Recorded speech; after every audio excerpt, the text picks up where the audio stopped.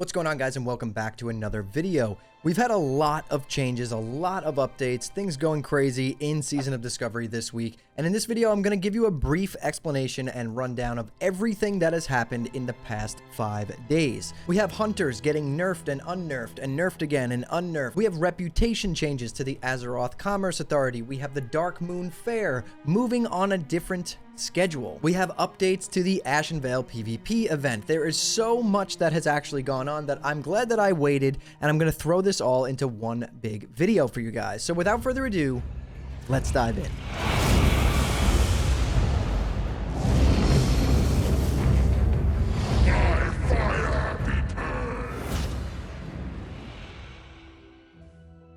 Alright guys, so for starters, let's go over the hunter adjustments here. So the latest adjustment, I'm assuming everyone is caught up until this point. This just happened 2 days ago, and I'm assuming a lot of people already know this and know the changes before it. I'm not going to dive into it. It's a huge rabbit hole. If you want to get more information on that, there are tons of videos on every single nerf and unnerf that they did for hunters. But as of right now, the last thing that was done, we have a blue post here saying when we previously posted about today's hot fixes, there was still one hunter adjustment underway. Now, if we pull up that post right here, the hunter fixes were flanking strike now gains the benefit of weapon enhancements like sharpening stones, is now on a global cooldown, is now properly treated as a melee attack, letting it benefit from attack power, combat modifiers, dodge, block, parry, crit, etc. Flanking strike is now prevented by pacify. Flanking strike now requires a weapon equipped. Flanking strike pet damage is now properly treated as a melee attack with same benefits as listed above. All damaging hunter pet abilities now gain damage from attack power based on their focus cost. Hunter pets no longer gain any spell damage. Scorpid poison now distributes the additional damage it gains from attack power evenly over each stack of Scorpid poison on the target. Pets now gain 30% of the hunter's armor, it was 45%, and 20% of the hunter's stamina, it was 45%. Aspect of the Lion has been redesigned and will now function as an aura. So I'm assuming you guys have already heard those changes. I just want to go over them really quick. So the latest hunter change that we got 2 days ago was Hunter Kill Command now only increases the damage done by claw and bite. So that is it. Scorpids are no longer the meta. If you want more hunter information, there's a ton of hunter players out there that are doing really deep dives into this stuff, but I'm not going to get into that since this is just a news and updates video. Moving on to our next topic, we have the Ashenvale faction leaders that are now in Astronar and Splinter Tree Post between battles. This is huge because if you didn't turn in your mark before to get your battle hymn damage buff, you were kind of screwed and you needed to wait until the next battle. Now you can turn it in after the battle. They are in Astronar and Splinter Tree Post. This is a really good change, and it's going to just make it a little bit more streamlined. You don't need to run down while the battle is going on and hand it in. Moving on to our next item of interest here, we have the additional rep changes for Honored coming soon. So basically what happened here was Blizzard changed the reputation that you gain from waylaid supply crates, right? You needed Honored to purchase one of your best runes for most classes. They changed that over the last few days to Friendly, which is a great change. However, that left the community kind of in an uproar, like, well, this kind of stinks. Why did I farm Honored and now everyone gets everything for Friendly, and there's no real crazy rewards at Honored at this point? Basically, in this post, Agrand is saying that we actually do plan to add some interesting things to Honored soon, so sit tight for that.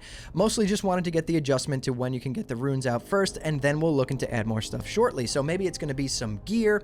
I mean, it's really kind of future-proofing anyway. If you did farm Honored, I wouldn't be upset because you probably will need it in other phases later on down the line. So I'm excited to see what they implement here. Maybe it is going to be a couple of pieces of gear, maybe another bag would be really nice, but we definitely do need some more things that we can purchase with Honored reputation for those people who sat there and grinded it out. Moving on, we have some adjustments. As of yesterday, December 14th, Season of Discovery, we have Healing Rain will no longer interrupt the auto attack swing timer of the casting shaman every time it heals. Living Flame will now cease to spread and deal damage if the mage caster no longer has the rune equipped. So you can't rune dance Living Flame and, you know, get out of combat and swap pieces of gear or whatever you were trying to do there anymore.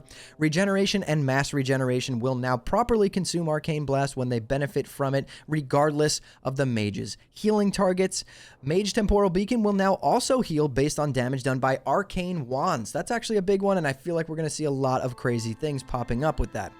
The radius of healing for mass regeneration has been increased to 30 yards. It was 15 yards, so it's a lot bigger of a radius. And then again, yesterday we have Battle for Ashenvale. The Priestess of the Moon, Felor Moonray, and Farseer Khazragor are now spawned in Ashenvale while the Battle for Ashenvale is inactive and are able to turn in quest items. We just talked about this. So basically, you're going to be able to turn in those marks to get your your damage buff after the battle has ended, or between battles, or even during battles as well. So that's really nice, and I think that was a pretty welcome change. And then this morning, we woke up to a nice surprise from the Dark Moon Fair. The Dark Moon Fair is currently setting up in Elwyn Forest, which is a lot different than it used to run.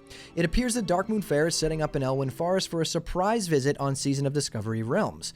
Usually, the popular World of Warcraft event rotates monthly between Horde and Alliance locations, starting on the Monday after the first Friday of the month and lasting for an entire week. In Season of Discovery, the fair has first stopped in Mulgore from December 4th to December 10th. The next planned visit would be from January 8th to January 14th in Elwyn Forest. However, it seems that the Carnies are setting up over the weekend for a Dark Moon Fair start in Elwyn Forest on December 18th. So that's next Monday, guys. So that's really good, and I think that that is a nice change. I know a lot of people went Horde originally just because they knew that they'd get the Dark Moon Fair buff in Mulgore there for the entire first phase almost. So it's really nice to see that they're kind of balancing this out, and I'm excited that the fair is moving at a different speed, a different schedule, so that it's fair for everyone, since these phases are going to be a little bit shorter. So a nice welcome change, and there has been a ton more updates on the Battle for Ashenvale. I will link the blue post here, but I'm not going to get into it. It is I mean, if I scroll through this is a massive post. This is an entire video in itself. So I'm going to link this article for anyone down, who wants to click down there and read through it. There's been a lot of changes. They're trying to work it out. They're trying to fix it. We did get confirmation that the next PvP event, which most likely is Stranglethorn, that they are going to make it completely different from Ashenvale. They're learning from their mistakes, and I think Blizzard is moving in the right direction with this one. But let me know what you guys think down in the comments below. Anyways, guys, that's all the updates I have for you today. So if you enjoyed this video, hit that like button. It really does help me out a lot. And subscribe to the channel. Turn on post notifications so you don't miss the next time I post a video. And if you want to hang out with me live, I do stream on Twitch Monday through Friday at 8 p.m. Eastern Time at twitch.tv/hammerdance. I'll drop a link to that in the description below this video. And if you guys want to join an awesome Discord community full of like-minded people who are just geeking out over Classic and Season of Discovery, we just enjoy the game. We're having a great time doing some theory crafting. We're doing speed runs of BFD. We're just honestly having a good time. If that sounds like something you'd be interested in, we have a guild on Lone Wolf NA with a Horde guild starting up soon for our alts. Yeah, we will welcome you with open arms. But anyways, guys, thank you all so much for watching and listening in. I'll see you all in the next one.